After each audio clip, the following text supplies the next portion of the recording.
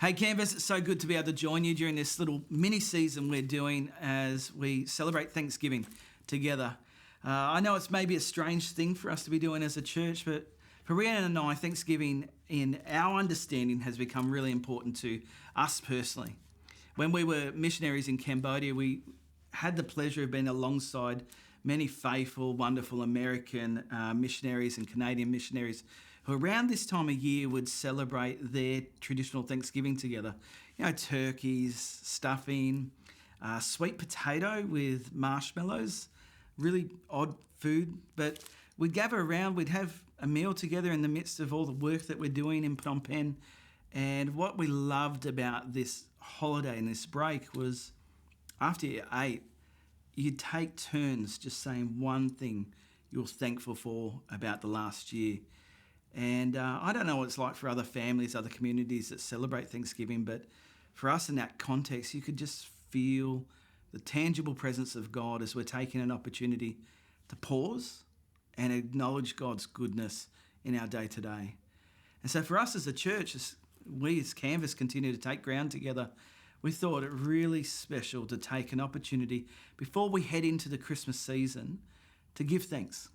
And so I want to ask tonight or today or whenever you're watching this in the context of your Connect group, why not take the opportunity now to give thanks together? And if I just sow the seeds, a thought comes to me out of the book of Philippians, which some people will call the book of joy. It's written by the Apostle Paul as he's under house arrest. And one of the great themes that comes through this book is that even in the midst of pressure, Paul is calling the people of God to celebrate, to rejoice, to give thanks in the midst of circumstances and situations that may not be ideal.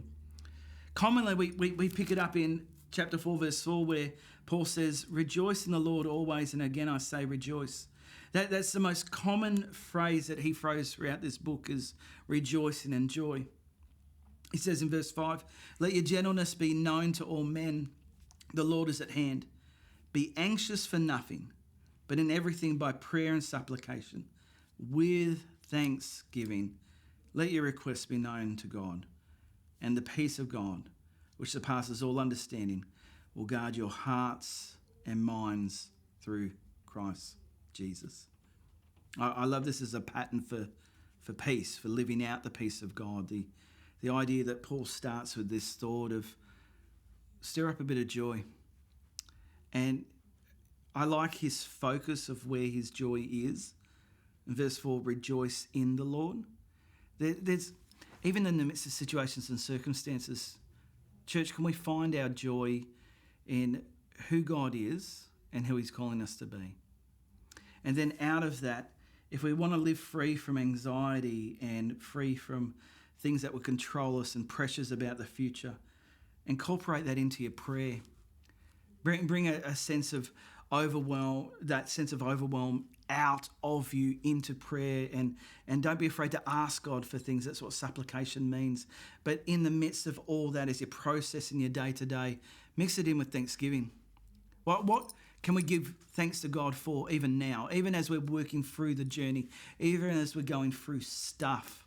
What if the key to the peace of God or living out the peace of God is all of that, is coming to God with the midst of the problems and the pains and coming to God and asking for help, but mixing that in with thanksgiving. I like how Paul continues the thought there, I think, on giving this model of living out of the peace of God. In verse 8, he says, "Finally, brethren, whatever is true, whatever things are noble, whatever things are just, whatever things are pure, whatever things are lovely, whatever things are of good report, if there is any virtue, if there is anything praiseworthy, meditate on these things. The things which you learned and received and heard and saw in me, these do, and the God of peace will be with you." I like that thought of stopping. Imagine incorporating into our daily prayer this idea of coming to God with the things that overwhelm us, and then being willing to come to God and ask for help, and then mixing it in with thanksgiving. And how do we bring thanksgiving? Well, think about the things that are noble, pure, good, praiseworthy, worth bragging about. And don't zip them up. At the very least, bring them out in the way that you connect with God and engage with God. Give thanks. And that promise persists, the idea of the peace or the God of peace will be with you. I like the idea that he starts with that thought of overcoming anxiety by prayer, supplication, thanksgiving, and the peace of God will be with you. But then as you focus on the things that are worthy of praise, then the God of peace is with you. I would encourage us even now within our Connect groups or whatever setting we're in, why not take an opportunity just to pause and just think through some of the things over the last season, the last year that are worthy of praise, that are worthy of getting out, are worthy of bragging on, are worthy of celebrating, are worthy of, in the words of the Apostle Paul, rejoicing in.